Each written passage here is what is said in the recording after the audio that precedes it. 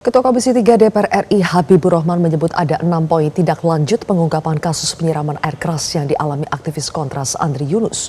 Komisi 3 meminta Polri mengusut identitas pelaku dan memberikan perlindungan hukum kepada Andri Yunus.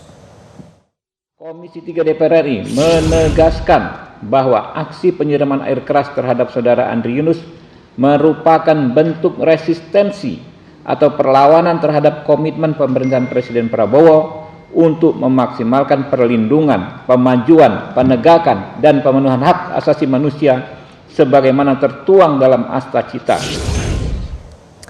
Pemirsa, benarkah para pelaku penyiraman air keras terhadap aktivis Kontras Andri Yunus seharusnya tidak sulit untuk dilacak? Saya akan membahasnya bersama dengan Ketua Komisi 3 DPR RI Habibur Rahman dan juga aktivis Kontras Jane Rosalina Rumpia. Selamat malam Bang Habib dan Mbak Jane. Halo, ya, selamat malam. Baik. Assalamualaikum. Bang Habib, waalaikumsalam. Kita masih menunggu pelaku penyiraman air keras terhadap Andri Yunus ditangkap. Menurut Bang Habib, apakah Komisi 3, apakah penyelidikan kasus teror air keras ini harus dipercepat? Harus segera, ya. Sejak kemarin kami sampaikan bahwa pihak Polri harus segera mengusut kasus ini dengan cepat, ya, dan profesional, ya. Anda katakan penyiraman air keras terhadap Andri Yunus bukan sekedar kriminal biasa, melainkan kejahatan terhadap demokrasi. Selain melawannya dengan pendekatan hukum, pendekatan apa lagi Bang Habib yang harus digunakan supaya demokrasi kita tidak terancam? Yang paling penting sebenarnya justru penegakan hukum dahulu. Ya, ini siapapun yang terlibat, baik merencanakan, kemudian memberikan perintah, lalu melakukan dan ikut melakukan, itu harus semuanya dimintai pertanggungjawaban secara hukum. Dari situ bisa terungkap, ya, motifnya apa, ya.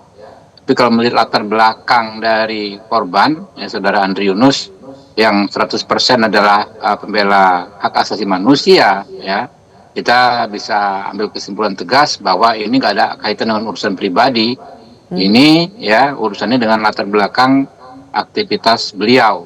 Karena itu kita, supaya tidak terulang kembali, kita harus pastikan siapapun yang terlibat harus dimintai pertanggungjawaban secara hukum dan ketika terbukti bersalah harus dijatuhi hukuman yang sesuai dengan gradasi kesalahannya.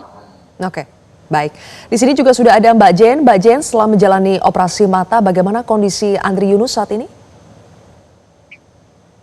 Iya, seperti yang telah kami sampaikan dalam siaran pers, ya, saat ini memang diagnosa dari dokter yang bertugas adalah mengatakan bahwa rekan kami, Andri Yunus, dalam hal ini Wakil Koordinator Kontras, mengalami luka bakar sekitar 24% akibat adanya reaksi inflamasi dari cairan keras akibat adanya serangan yang kemudian menimpanya pada hari Kamis lalu, dan ini mengenai sisi kulit, terutama pada area wajah, di daerah bagian kanan termasuk mata kanan, kemudian kedua tangan maupun serta bagian dada.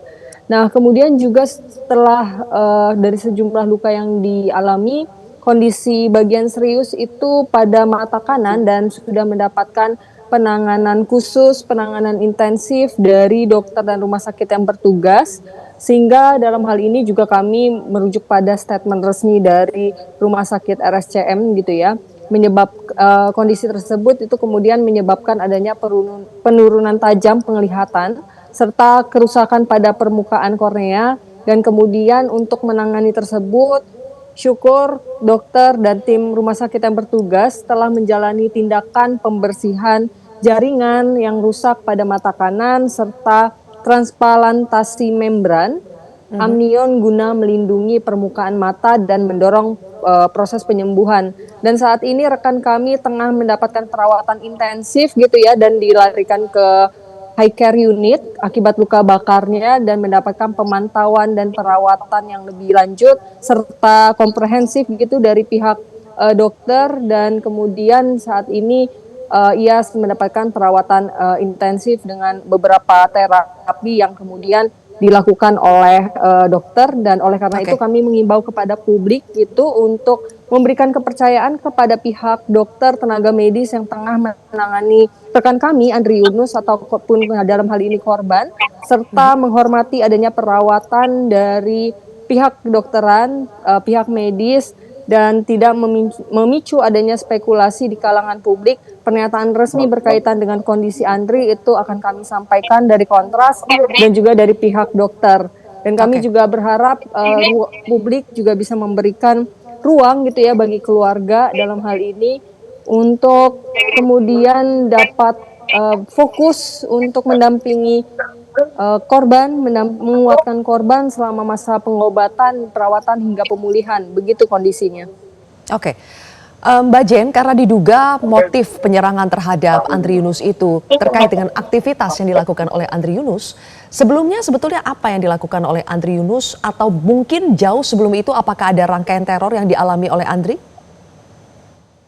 Ya, terkait dengan teror, intimidasi, dan lain sebagainya, saat ini tim kuasa hukum sedang dalam proses pendokumentasian, kemudian pendalaman juga ya. Tapi yang dapat dipastikan dari kami Kontras, serangan ini tentu menunjukkan indikasi kuat sebagaimana tindakan ini memang berupa serangan atau tindakan yang direncanakan dan terorganisir yang dilakukan oleh pelaku dengan cara pelaku melakukan penyerangan cairan kimia berbahaya atau cairan asam yang kemudian ini langsung ke tubuh vital rekan kami gitu ya, termasuk dari wajah maupun area saluran pernafasan yang dimaksudkan untuk menghilangkan nyawa korban maupun intensi yang membuat korban bisa gagal nafas atau menghendaki adanya cacat permanen atau yang kami sebut kemudian sebagai percobaan pembunuhan. Dan serangan ini juga merupakan serangan yang diduga kuat dan harus diusut tuntas berkaitan dengan percobaan pembunuhan berencana yang harus diusut secara serius oleh aparat. Nah, berkaitan dengan serangan ini, kemudian Kontras mengkategorisasi serangan ini ditujukan kepada korban, juga memiliki keterkaitan atau relevansi akibat dampak kerja-kerja dari rekan kami, Andri Yunus sebagai pembela HAM, maupun sebagai pengacara publik atau advokat di internal Kontras gitu.